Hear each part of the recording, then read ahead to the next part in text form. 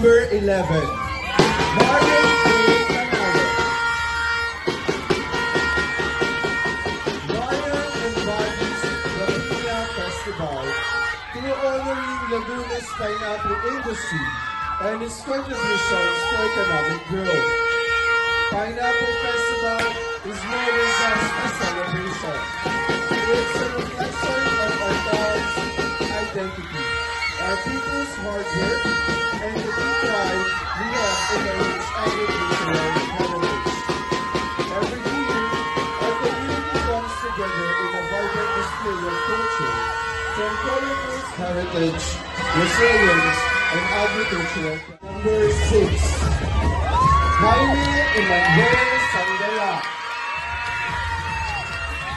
Jaime proudly embodies the Piña Festival, honoring Laguna's pineapple industry and its contribution to economic growth.